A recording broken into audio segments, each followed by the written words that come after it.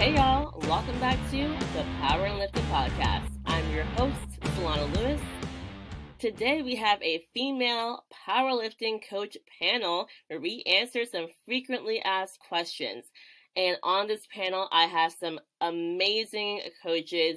We have Samantha Calhoun, we have Kelly Mann, and we have Holly Mann and myself answering about 6 questions that we get to deep dive into that we get asked either all the time by our clients or just asked off of social media from followers who know we're coaches, etc. So it's an excellent conversation. I was so happy to have this talk with these ladies, and so I hope you guys really enjoy it. Don't forget, subscribe to the podcast. Don't forget, we're also on YouTube underneath Solana_lifts, and let's dive into today's episode. Okay, y'all, I'm excited for this panel that I blatantly stole the idea from 2 Outliers, but that's okay, because they were all a fan of it.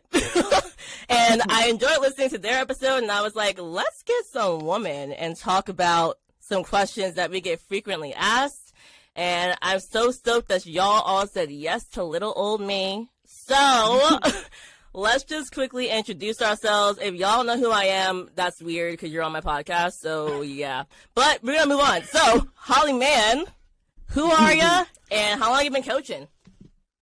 Hey, I am Holly Mann, like you said, and I am the co-founder of Anchor Powerlifting. We run a gym out of Durham, North Carolina. We also coach athletes all over the world, most notably Natalie Richards. Natalie Richards is one of my and John's athletes. So yeah, I've been coaching since late 2018, and I'm always learning. I love it. Yeah, that's me.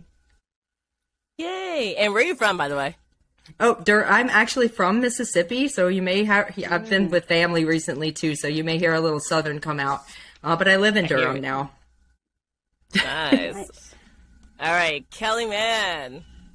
Okay, I'm Kelly. I'm from Australia. I am a powerlifting coach and exercise physiologist. I run a gym and a business called Perform Motion, and like Holly, we service athletes all around the world as well.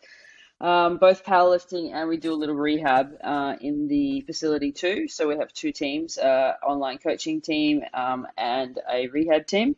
I have been coaching myself since 2016, and that's about it, I think. You don't coach any world champions, do you?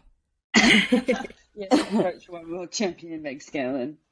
Hey, she's the reason I first heard about you, and then I went on your page. I saw a post you made about basically the way your feet and knees are either pushing in or out in the bench press. And I had knee pain for the first time ever benching. And I was like, why? Yeah. And then I literally was like, oh my gosh, I'm totally IRing my feet, but ERing my knees. And I switched it. And I was like, oh my gosh, why? I didn't think about that. So I was like, I like you.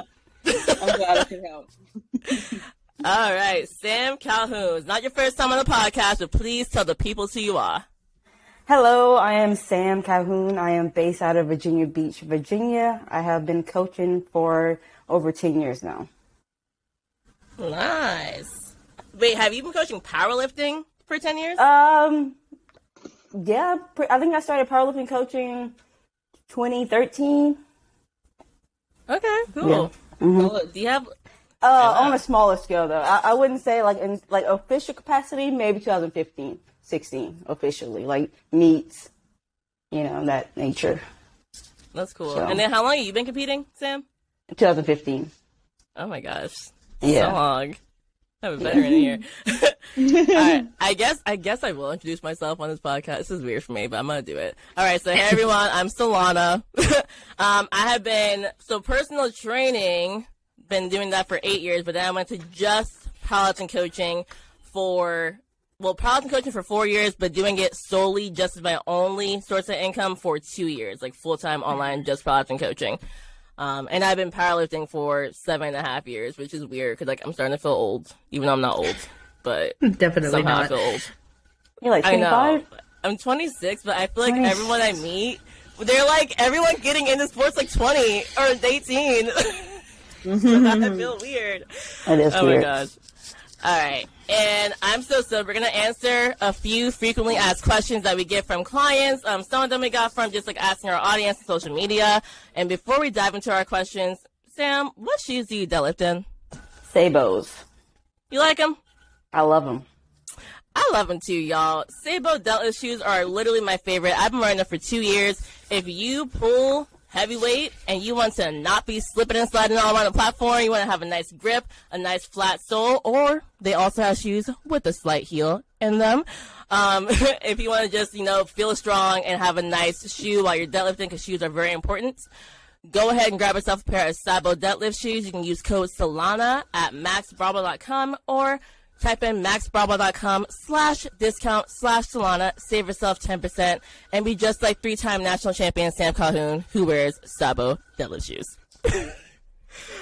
Okay, question number 1. I'm so stoked. Okay, our first question is, are there general guidelines you follow when programming a bench press for female lifters? Let's start with Holly. So I would say yes, there's general guidelines, but with anything, there's exceptions. I would say generally it's 3 to 5 times per week, as far as how many times a week they're training some sort of bench. It scales and changes with the size of the woman. So like larger women generally are benching more and they can handle less volume than a smaller woman, and less frequency as well. I would say the age of the woman too, and the level of stress. So if they have a stressful job or a physically active job, they generally are benching less. So maybe more on the 3 times per week. I would say the rate of recoverability. So if powerlifting is one of their main things, they're going to recover a lot faster, most likely. So they'll be benching more often as well. And how in the weeds do we want to go on this? Because I can get like real in the weeds, but I don't know like how useful that is. Well, I like weeds. I think people really want like, some deep stuff they would have never thought of. Okay. You can go a little deeper if you want to. I'll go a little deeper then. So I would say, this is, it runs the gambit, right? Like for all different athletes, everybody's going to respond differently. And I can say general guidelines, and these are very general. So you're talking like 9 to 15 sets per week, in the 3 to 8 rep range. Like I said, this is pretty wide. This is for most athletes. For most of the year, I keep them in the 1 to 2 comp bench days per week, variations. It depends on the part of the season, right? Like if they're running up on a meet, we're not going to have so many variations. We're going to get more specific with it. I would say, let's see, specific. So like technical benchers, people who have like really high arches, we're still in USAPL. This is still allowed, or I coach most athletes that are in USAPL. So this is allowed. We don't have like a depth issue. So I would say technical benchers, they can do with more volume and more movement practice than like your brute force, like flat back benchers. They don't generally do as well. These are my athletes. They don't generally do as well with a lot of volume. They tend to not recover as easily. Those are pretty much my basic rules. As I said, every athlete's different too, so you got to take notes and pay attention to what they respond to and make changes accordingly. I like it. I think, actually, I'm going to kind of piggyback off of it. So my guidelines for athletes, my female athletes, number 1, I've never had a female athlete do less than 3 times a week because they just don't get stronger without that. So my range is definitely 3 to 5. I think the sweet spot tends to be 4 for my people. That's because I have 0 female athletes with a big arch. Like not one person is gifted enough to just have that, masculine arch. I said that because I love my Scanlon. I freaking love her. But like seriously, none of them have massive arches. So like I've never even pushed to 5 for most of them because 4, and I start to see, okay, they're either improving or even sometimes I pull back to 3 because like he's starting to beat them up too much. I think another thing I'd say is kind of similar to what you said about variations. Like we do a few more variations as we're farther out from a meet, and as we get closer to a meet, they're basically mostly all, maybe one day's not, but mostly all pause. They may be longer pauses and shorter pauses. So we're practicing just to make sure that they don't like jump press commands and stuff, because my typical female athlete is about to do their first meets when they come to me. So they're very, very new. So it's like a lot of long pause variations. But I do try to, I would say, like, if you have a beginner female athlete, like, keep it predominantly to pause bench press. Like, to do a lot of playing around with, like, stuff like floor press or, like, block press. Like, that's fun, and they have a place, and, like, you can overload with them. But at the end of the day, they just need to get used to that full range of motion and pausing it. Like, that's super important, and you can do just that, honestly, I say, for, like, a year, and they still do fine. And I start to think that maybe some people overuse variability. And when I was, like, a really new powerlifting coach, I was, like, scared that my clients would get bored. So I was like, oh, well, let me maybe add in some more. And I realized, like, as I'm collecting data and seeing how many how many sets we're doing a week and how much volume we're doing, I'm, like, adding it up, and I'm like, they don't seem to be, like, doing better now than they were when I had them doing mostly just pauses, like, for 75% of their benching. So I'm a huge fan of, like, make most of their benches just pause bench. See, I'm actually the opposite of you. Ooh, go for it. I know. So most of the people I work with are novice and intermediates. So pretty much the opposite of Holly and Kelly. And when someone leaves me, I want them to have a full variety of knowledge of the gym, right? So I want them to know the multiple magnitude of exercises. So throughout our time together, they will experience a little bit of everything within reason.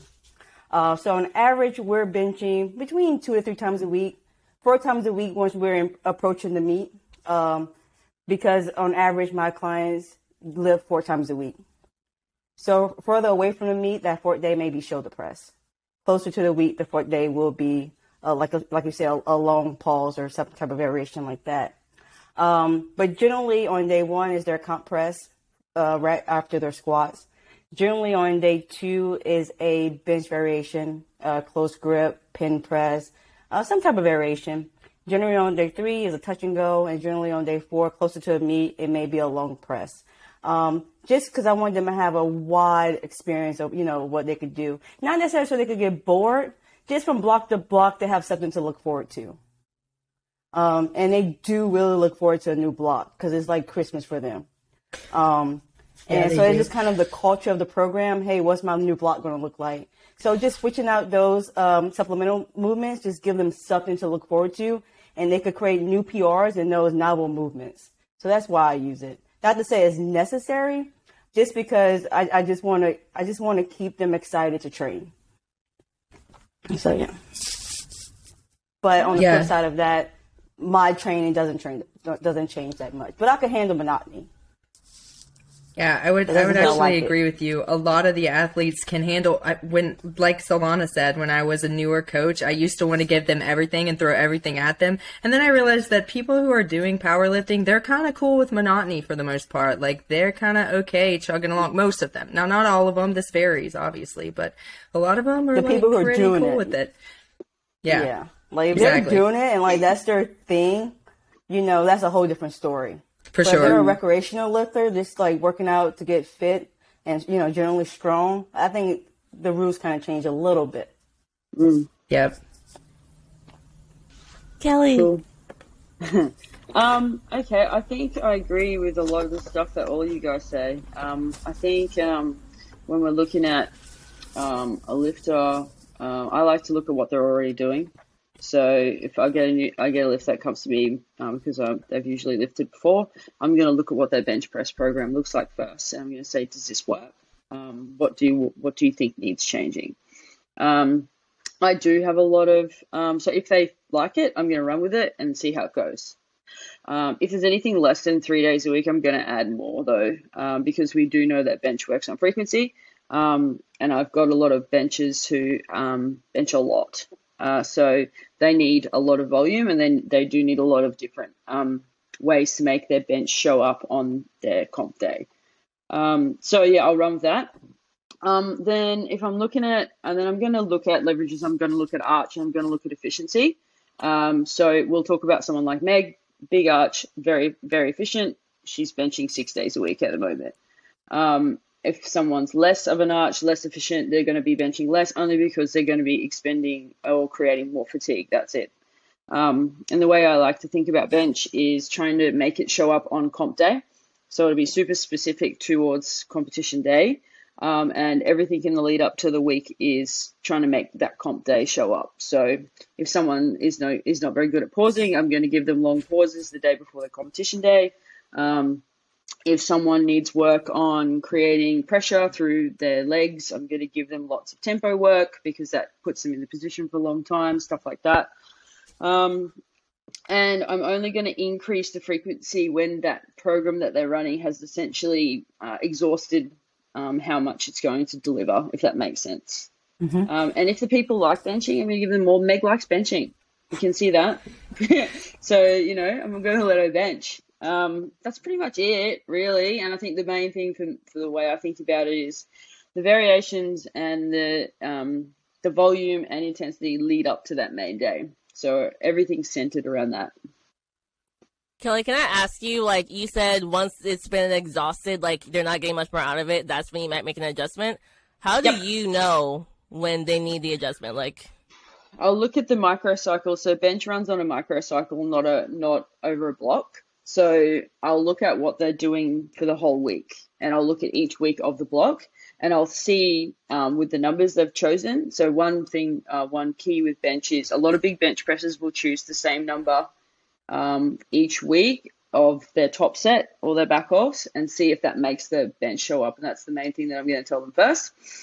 If they're feeling or telling me that it feels heavy at the end of the week, I'm going to say to them, possibly there's two things going on. You're either not doing enough at the start of the week in terms of intensity or volume, or you're doing too much. So I'm going to play with taking some away in terms of intensity first. So I'll cap a load or I'll drop an RPE, and then I'll see if that works. And bench is really cool because it'll work instantly. You'll see at the end of the week if it's going up. If it goes up, you've done the right thing. If it hasn't gone up, you need to play more. That's pretty much it. But you guys talk about fractional loading. For small females, yeah. Yeah. I love all micro loading. I love the micro plates. Yeah. Micro loading. Yes. Yeah. That's a big one. Yeah. Especially my lifters who are not at like a powerlifting gym. I'm like, buy the fractional load rogue plate or Titan plates. They're really cheap, and I'm like, because they be trying to make that 5-pound jump, and they'll just get stapled sometimes. But 5 pounds less, all of a sudden it was perfectly fine. Yeah, RPE 7. Yep. Yeah. I'm like, all right. So some of my small females refuse to use them because they're like, no, I'm going to do it. And then they get pinned. Yeah. Yep. Those micro plates are like a must. They learn the hard way. Yeah. All right. I like it. All right. We're going to go to our next question. When it comes to volume, how do you decide how to break it up for a client? Example being 4x6 versus 3x8 when both equal 24. All right, we're going to go with Sam. So generally speaking, when someone starts out with me, we follow a very basic template just for the ground zero. Generally speaking, I start with 5 to 6 reps for the main lifts. And that could be our average RP 6 through sets, just depending on like what kind of base and fitness they have coming in. And then on the back end of the week, the supplemental lift, generally speaking, we start at 6 to 8 weeks. So at some point in time, I'm using both of those rep ranges within the week. It's very rare that I'll use both of them within the same cluster. But at some point in time, I'm doing both within the week. So generally for the comp lifts is on the lower end of the rep range, and on the supplemental lifts is on the higher end of the rep range. And that's, like I said, that's just my general basic starting point. And from there, I could adjust accordingly just based on how they're responding. But I think it's helpful to, just kind of have a basic starting point. For the person who's coming in with very little experience, they don't have much information to offer me, based on what they have been doing. Holly. I'm going to add to that the difference I would say is how close are we to a competition? So we're going to be working with the smaller rep ranges the closer we are to a competition, most likely for all the lifts. I don't like to keep something like 8s in there close to a competition. I definitely would want to reduce the not necessarily the volume. I mean, some on comp lifts, yes, the volume reduces, but not necessarily on the variations. So I would be more likely to choose the 4x6 for a variation if we're closer out to a comp. or even reduce it to like a 3x6 or something like that. But as far as choosing between a 3x8 and a 4x6, yeah, it's just going to depend on how close we are to a competition for most things, or how small the lifter is. It's just a variety of reasons why I would choose one versus the other. I don't really, yeah, I'm interested to hear what y'all have to say about this. Also, the personality of the client. Yes. Some people don't like doing 8s. Mm-hmm. It's true. They just like do it. 6 is better. Or 8 is better. Yeah, so it just depends on the personality of the client. Kelly. I agree with all that. I think it obviously depends on the lift. And it's just looking at whether or not that lifter is responding to it. Obviously, theoretically, if you're doing 8s, you're not going to be lifting close to your max that you are with your 6s. So some lifters may respond to more submax choice in intensity, and other lifters may not. So that's pretty much it. Yeah, I think one thing I'll say, so again, also agree with pretty much everything else said, and definitely like as it closer to our meets, we're gonna do closer to like the 3x6 opposed to like the 8s. But at the same time, one thing I want to mention is like when I've worked with some people for like a long time, like I'm thinking of one client in my head I've had her for like 2 years. And this is specifically for her deadlift. I have noticed that, like, she just gets exhausted once we, like, surpass, like, 4 reps. It doesn't matter how light we go, how, like, it doesn't matter. Like, it's like we do sets of, like, 5, and it's like, yo, we gotta do 65% because she just can't do it. But, like, you know, we do 2s and 3s, and she's, like, killing it. And so just because I have data for her for, like, almost 2 years, for her, if I have to choose, let's say, 4x2 versus 2x4, I can't do math. I don't even know if that makes sense, but you know what I mean. Like, I'm gonna have her do like, especially if you're farther off from me, I might have her do like multiple sets of 2 or 3, even though we're 6 months out. Right. Because that's still a lot of volume, and she just doesn't do well with volume. But like, it's so different for her squat. She can squat all day. So, you know, I think that's one thing. Just like when you start to learn a lifter, you get to like really experiment with volume with more sets versus just volume with more reps, stuff like that. Yep. And same thing for myself. My coach and I were talking the other day. He's had me for 2 years, and he's like, I've learned you just can't do too many reps with deadlifts. You just can't. Yep. You literally no. Okay. Like, I do 3 sets a week right now, and I'll be doing that for a long time. 3 sets, period. Yeah, one of my 120 plus guys, his back off sets of deadlifts are 6 reps, and they're very, very sub max, and he deadlifts 350 kilos. So you wouldn't think that he would respond to that given his size with the amount of reps and how sub max it is, but he does. Yeah. That's the fun part about coaching. You get to like, you get like freaks like that. Like, I would never think, or I'd never assume or like try that first with someone like that, right? Yeah. Sometimes you just accidentally come about it as well, and when you accidentally do it, it's like, what?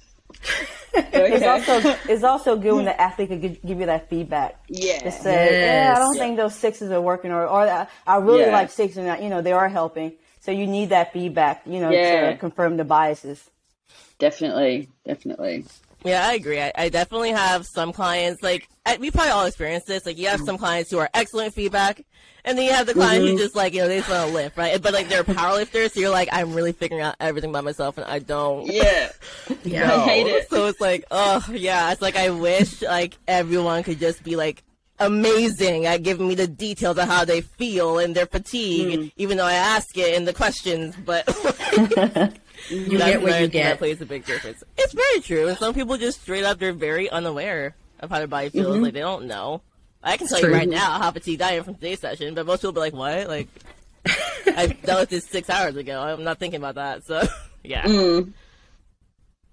All right. Question number 3.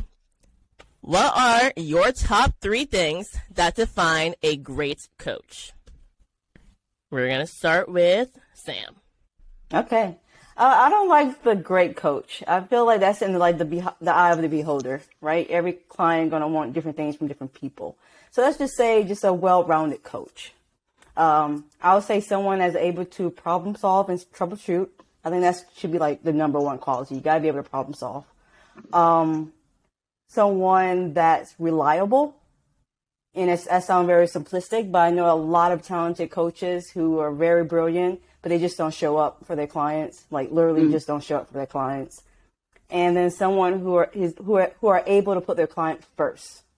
But like, and, you know, like clients their goals always change. So someone who's able to adapt to that and just put the client's needs and, you know, overall goal and well-being first.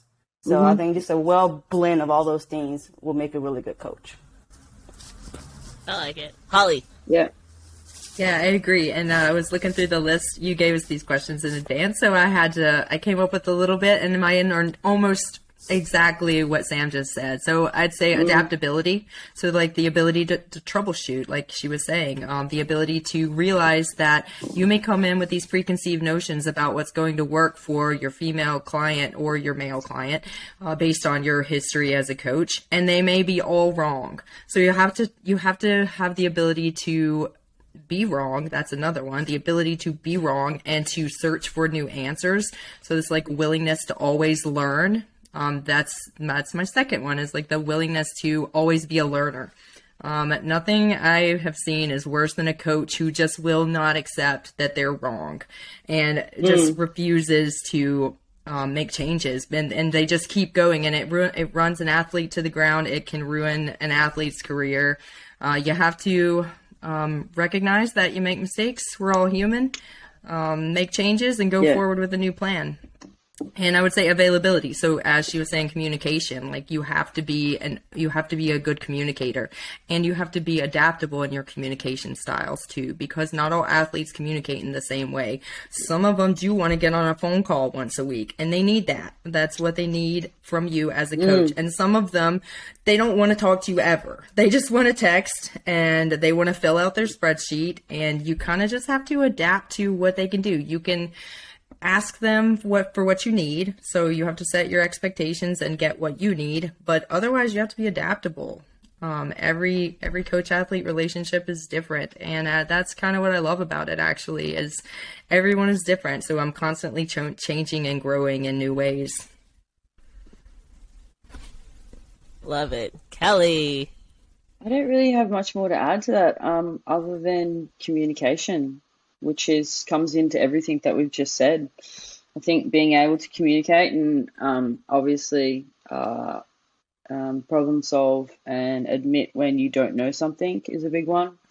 And ask the athlete for feedback. I think some coaches don't ask their athletes for feedback enough, or listen to the feedback enough. That's pretty much it, really. I can't really think of anything more other than that, other than what you guys have already said.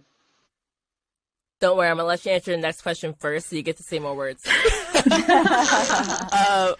one thing I'll say, so I'm going to try not to say anything you guys already said. So I'll say one big thing is, like, honestly, analyzing data. Like, when I first started coaching, like, I really didn't understand, like, how to add up the total volume the person's doing each week and to really see, is this improving? Are the numbers going in the right direction? And so now I'm literally like, how many pounds are we lifting per week for each lift, and how many sets and how many reps? And like, is the dial moving up over this 3, 4, 5 week block, or have we literally stayed stagnant? So that's like one big thing that, like, when I first started, I didn't get that. Like, so I just wasn't great at it. And if someone was stalling, I wouldn't think about, oh, did I add up the volume and da-da-da? I'd just be like, oh, I don't know. Let's just add in some leg press. I don't know. You know what I mean? Is there anything else I can think of? I would say, like, so we all said communication, but one thing I'll say is, and I don't know if you guys ever experienced this, but like with some coaches I first started out with, I'm actually on my 4th coach and my last coach, because I love Brad. When you do communicate, like, be polite. And I know it's easy to say, like, you're probably, like, not really thinking that, because no one's, like, I doubt any of us yell at our clients, but, like, in the past, like, years ago with newer coaches, like, they would kind of talk to me like I was, like, dumb when I, like, asked a question, and you don't want the person to feel scared to ask you a question. So, like, when I first start with someone, I'm actually telling them, I'm like, hey, please ask me as many questions as you want. If you ever question the program, I like it, because I like explaining why we're doing what we're doing, and I don't find that insulting. I even tell them, like, the way that we communicate, I explain exactly how I communicate, and I'm like, hey, because I have people in different time zones too. Like, if you text me, you can text me at any time to my business phone at any time. These are my hours, so I may respond to you 12 hours later if it's midnight for me. but you can text me at any time, so you're not scared to be like, oh my gosh, like I have a question, but I have to wait 6 hours because she'll get mad or she's sleeping. It's like, no, like I have a business phone, just text it whenever you want. Just understand that if I'm sleeping, I'm not waking up for you. You'll get the response though, just tomorrow. So that's just a basic, simple one. But like, I get so upset when someone tells me like their old coach made them feel scared to ask a question. Yeah. Yeah, I think that's really key. Super important.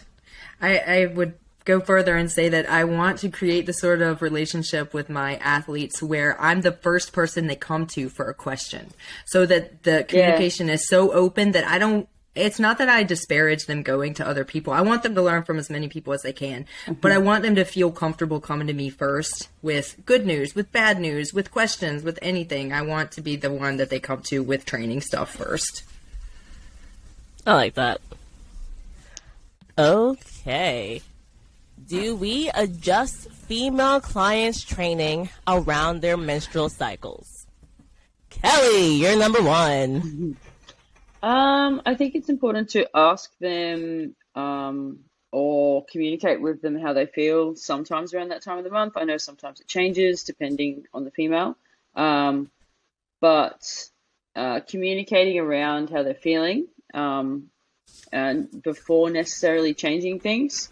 I think the great thing about RPE is we can use that data around the same time of each month to see what happens to the RPE or to the fatigue levels without changing anything, because obviously with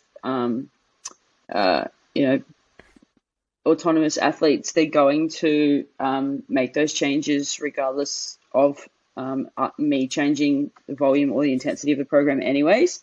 So it's good to not change things, because then you can see what might happen. And some females are actually really strong that time of the month as well.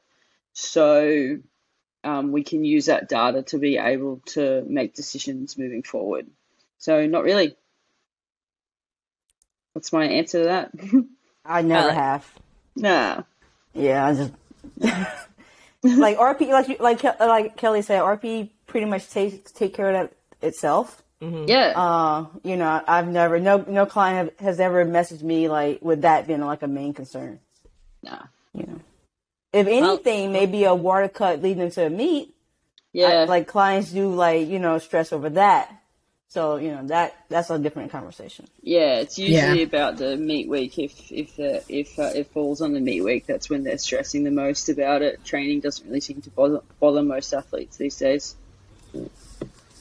Yeah, I generally agree. I would say the only time I've had a problem with it is during cutting. When you're weight cutting for water cutting for a meet, they tend to maintain just a little bit of extra, and then they stress, and then they maintain more. And that's really the only time it's ever been a problem. Sometimes athletes, for mental reasons, feel that they need to lower the RPE for that, and that's very rare. I would say that's like 1 in 50 female athletes would want to do that, but where maybe they aren't getting proper sleep or something else is going on, but never do I do that beforehand, before they ask. Yeah. At the moment, every single powerlifting client I have is a woman, and there's only 2 people on my roster who I have to think about it because they mention it to me. I have one athlete who tells me like it's just a bad week for her period because I said period.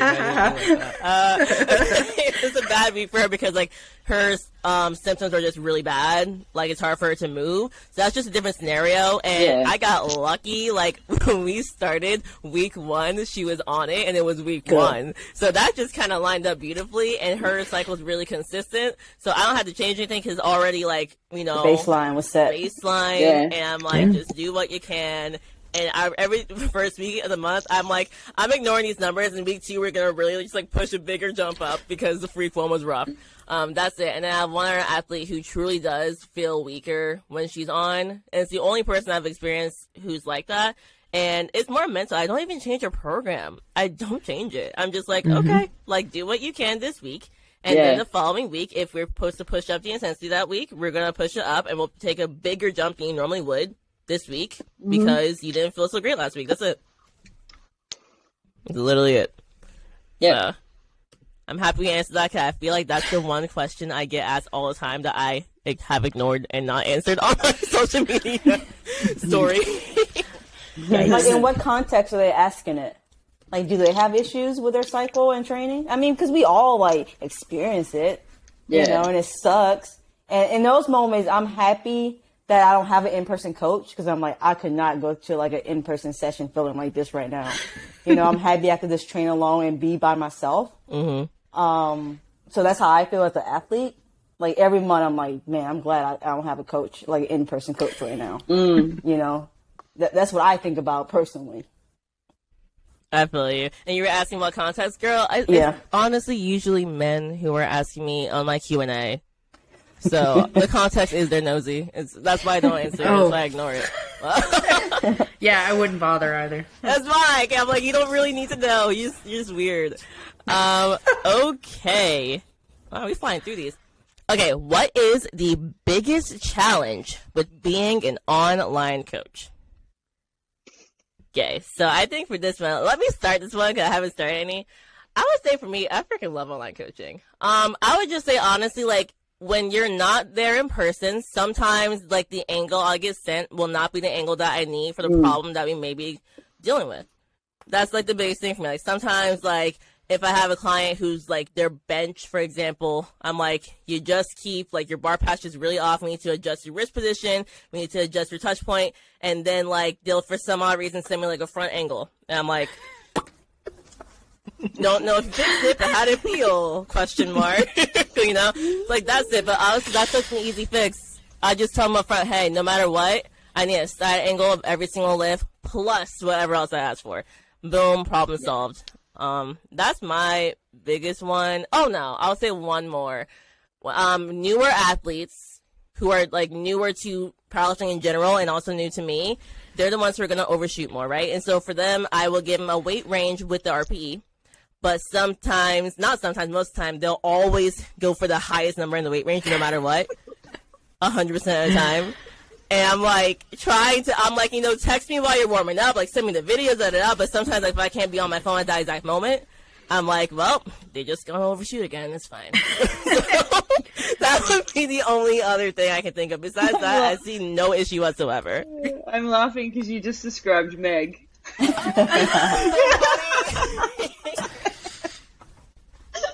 I can't even give her ranges because she just goes the highest one all the time.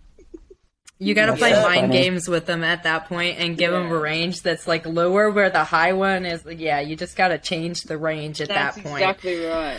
Yeah. Yep. No, wait, how do you change the range? Just go lower. Just go lower. Just you're typing in the range, right? Yeah, you're typing the range. You just go lower. Yeah. Make them undershoot. Teach them what undershooting feels like. I feel like a lot of them don't know how. They don't know what that feels like. Yeah, it's not hard. If it's not hard work, we're not doing anything, right? I hear you. So I would say for me, I wouldn't say the biggest challenge. I would say a challenge is like with online coaching, you don't get the full story. You know, so within, I think Holly and Kelly, you guys do in-person coaching.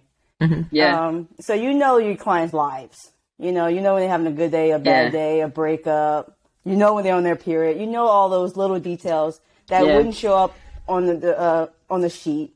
It wouldn't show up in a video. So the sheet and the RPEs could be looking great. You know, training is going great. Progress is going great. Videos, technically speaking, everything could look good. But you don't know, like, what's going on in their personal life. And it just takes one bad training session to, like, cause a spiral. Right? Versus if you was in person, you can kind of see those signs. Yeah. And that you don't get that until, like, it happened in online coaching. And now you have to kind of, like, backtrack and, like, damage control. So I think it's tough. I wouldn't say it's, like, a common thing, but it is something you have to deal with from time to time. Do you guys prefer in person or online? If you had to choose one. I prefer online now. Oh, definitely in person. I definitely love the in person. I really like the communication and like the the relationship part of it. And for me, it's much easier when there's body language involved and when I'm like seeing their faces and they can tell how I'm feeling that day and I can tell how they're feeling that day. I like far and above, I prefer in person. I like online coaching too because it's so flexible. But if I had to pick one, I'd definitely pick in person. I'll go with same as Holly. Like, I could provide more value, outside of the X's and O's in person than I can online. Mm-hmm. I love online so much. Yeah, I used to like in person. But I feel like I burnt myself out with doing too much in person for so many years that now I just don't enjoy being on the floor back to back for more than a couple of hours. So I'm moving more online now, and now with owning and running other people, managing other people, it's easier that I can be more flexible for sure. I used to feel like really confined. I just would feel confined because I couldn't talk to my people that my employees or anything because I was with my client, and it wasn't fair on anybody. So I was like, you know what, I need to go more online, I think. Yeah, online definitely offers some freedom. Yes. Yeah. Mm-hmm. I think what I like most about the in-person is that I don't handle one person at a time. I don't do singular movement coaching. I coach powerlifting classes. So we have a group of like 8 or 9 women in the classes, and I get to know all of them. So I'm not confined to one person. I would not be able to deal with that. Like I cannot. I got to be running around. So yeah, that's what I like about it. See, maybe I would like that because just like you said, Kelly, like same thing for me. Like I started out with just personal training, and I remember being at Equinox at 5 a.m. and leaving at 8 p.m. And I just like started to hate everyone and everything on the earth. And it was just like, you know what? So it's not the same because I was doing Gen Pop and I really fell in love with like specifically powerlifting. But I'm just so obsessed with the freedom of being online that I'm like completely fine. Like I literally think I do 3 in person a year. If the person who finds me is at my gym and they want like to better their squat, I'll be like, okay, sure, I'll meet with you for like an hour. I'm like, I'll leave that like, man, that was fun. I'm happy I don't have that for 5 more months. So like, that's literally how I feel. I'm like, that was fun, and I'm good. I get the best of both worlds because I get to work a few hours a day in person, and then obviously I have online, so I kind of get the best of both worlds.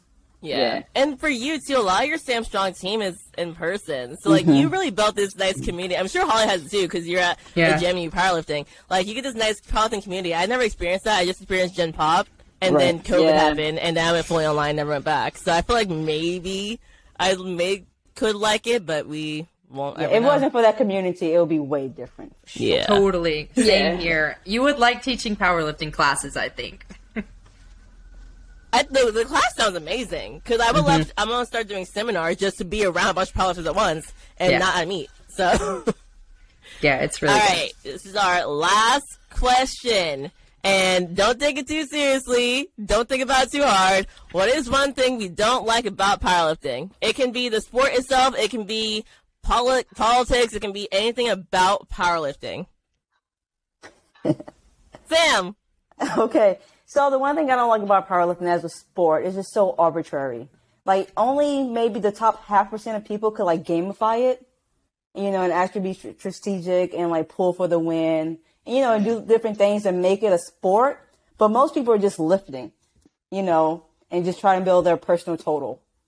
And as a sport, I don't know, it doesn't offer too much as a sport, besides just personal gratification. Nice. Kelly. Oh, that's a hard question.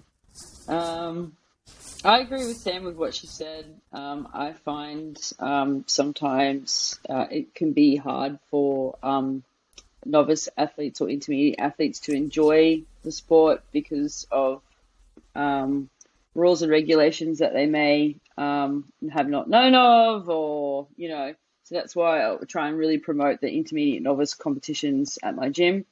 So I guess that I kind of agree with that sometimes powerlifting can go a little bit above and a little bit too far down the rules and regulations for novice and intermediate athletes who are trying to get into being in that top area. Holly. I have to say it's how divisive it is sometimes. You have to choose sides. I don't like to choose sides. Like, I just want to lift and get stronger, and I just want to help my people lift and get stronger and, like, love what they're doing and appreciate their bodies and things like that. I don't want to get into a fight about which federation is the best and which one is doing what. Like, I just don't care about that. Honestly, I just don't care. So, yeah, it gets divisive sometimes and, you know, tribal. Yeah. Yeah, it's similar to Holly. I despise how many federations there are in America. It's just so annoying. Yeah, it's just so annoying. That's what I hate about powerlifting. Yes, that's my it's number so one. stupid. And it's just here in America, like no other country has this amount. We have like 100. Feds. We're special snowflakes here. Sorry, 50 at least 50. Really? Yes. Oh, I was thinking we had like 25-ish, but like I mean 25, 50, same thing. It's just a lot. It's the same It's thing. too We many. go past 10. yes. Like I would love a world. We all say this all the time. I love a world where it's just in America, untested and tested. Boom. That's it. That's the extent. We have to have that separation. That's it. Call it a day. I wouldn't even care about the rules within it. Like, it could be a 24-hour weigh and it could be a double. Sure. I don't even care about that. Yep. Whatever. You know, most of us don't care. it could be knee wrap, like wraps. Like, I really wouldn't care. Like, as long as it's just two federations, and like we could really see, like, and it wouldn't be so diluted. Yes. You know. Yeah. Australia really had that problem a couple of years ago. It was too diluted, but it's getting better now. But there is only two big federations now. Yeah, like nowadays, like it's hard to even compare like certain lifters and even USAPL now to IPL because like the weight class is slightly different, so it's like not the same. And now we can take our head off the bench, and they couldn't, so there's a difference. And I'm like, oh my god. I want to ask Kelly one quick question. Since you're dealing with the new rule that will start next year for PA, Powerlifting America, are you and Meg making any changes to her bench press? Like frequency or anything? Not right now, because she wants to do one more meet at the end of the year. We're going to tackle that after. The only changes that I was going to make wouldn't be frequency, would just be intensity and a couple of rep ranges. So she used, with a high arch, she responds to doing heavy sets of 7. With her, I know I could. A lot of high arch benches respond to high rep ranges at the start of the week, and then that helps them to perform at the end of the week. Anywho, I will change the rep range because it's a long way for a short-armed person to go. And the intensity kind of changed with the RPE, changed with the rep, with how far she had to press. But in saying that, at the end of the day, it's up to Meg with what she wants to do. So at the moment, she's doing a comp at the end of the year, and then we're going to do something after that, see what happens. Cool. Nice. Yeah. All right. This was beautiful, brief, and to the point. I love it. Y'all tell the people how they can work with you as coaches if they need a powerlifting coach. Start with Sam. Hey, you could check out my website, samstrong500.com. The easiest way to just shoot me a DM on Instagram, sam.s.calhoun. And answer her question of the day on her post. Oh, yeah, answer my question today. Kelly from Australia. Pretty much exactly the same as Sam. Website, performmotion.net. And then my Instagram, I think I'm kellyman_performmotion. I think that's what you think. Yeah, just Instagram. Instagram's the way to go. Yeah, for sure. Mm-hmm. Holly. You can either email holly@anchorpower.co. Currently, I don't have space in my own athlete repertoire. I don't have any space right now, but we have amazing coaches. We have 5 other amazing coaches who do have space. But you can message info@anchorpower.co, or you can message Anchor Power on Instagram, or me personally, Lift Like a Man, whatever you want. Like it.